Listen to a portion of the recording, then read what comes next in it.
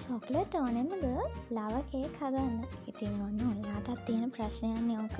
ඉතින් එන්නේ ඒකට විසඳුමක් අරගෙන මම්මගේ ලව කේක් ස්පෙෂල් වීඩියෝ එක අරගෙන ආවා. ඉතින් ඉස්සරවම බටර් ටික මෙල්ට් කරගන්න ඕනේ. මම මෙතන ගන්න තියෙනවා බටර් ග්‍රෑම් 120ක්.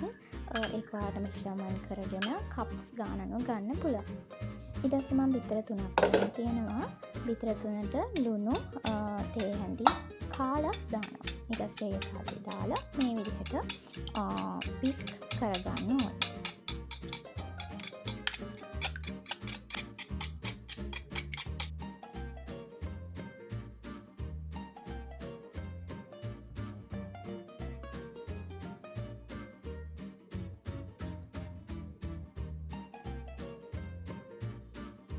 ඊට පස්සේ මේකට සීනි 1 කප්, ඒ කියන්නේ මෙෂර්මන්ට් කප්ස් වලින් මම එකක් දාගන්නවා. ඔය විදිහට. ඒ කියන්නේ සීනි ග්‍රෑම් වලින් ගත්තොත් 190ක් වගේ වෙනවා. ඒකත් දාලා සීනි ටික දිය වෙනකන් හොඳට විස්ක් කරගන්න.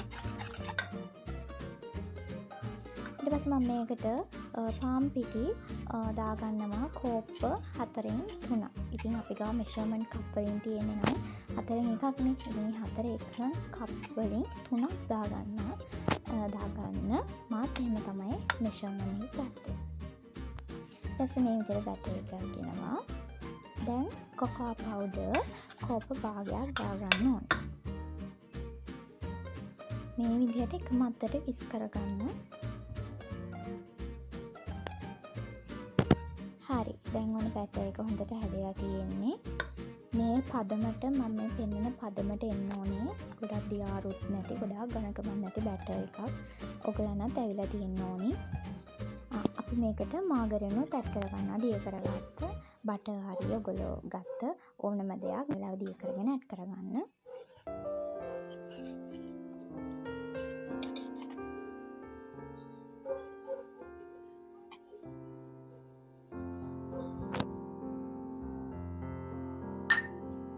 ඉතින් අද මම මේ ලාවා කේක් හදන්න මං ගාව ඒ අවශ්‍ය ඒ ෆොයිල් පේපර් කප්ස් නැහැ. මම ඒ ඉඳ ගෙදර තිබ්බ චූරි මග්ස් වගේක් අරගෙන ඒකට බටර් තියකට බටර් ගාගෙන කොකෝ පවුඩර් ටිකක් ගාලා ගලව ගන්න ලේසි වෙන්න ඒ විදිහට ගාගෙන ඊට පස්සේ බැටර් එක මෙතනට දාගන්න ඕනේ.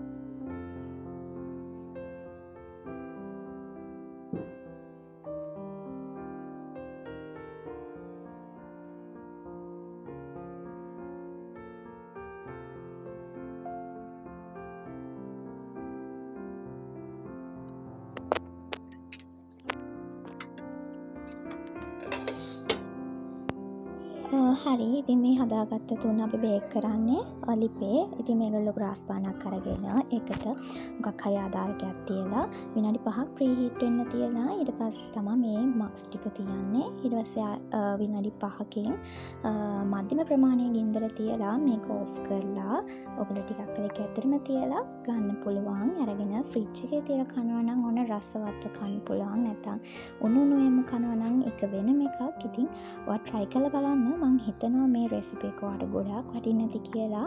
කොකෝ පවුඩර් වලින් විතරක් චොක්ලට් නැතුව හදන ලාවා කේක් රෙසිපි එකක්. ඉතින් ඔයාලට මේක වටිනවා කියලා හිතනවා නම් ලයික් එකක් දාගෙන ඔයාලට මේකෙන් ලැබුණ අත්දැකීමත් කමෙන්ට් කරන්න යන්න.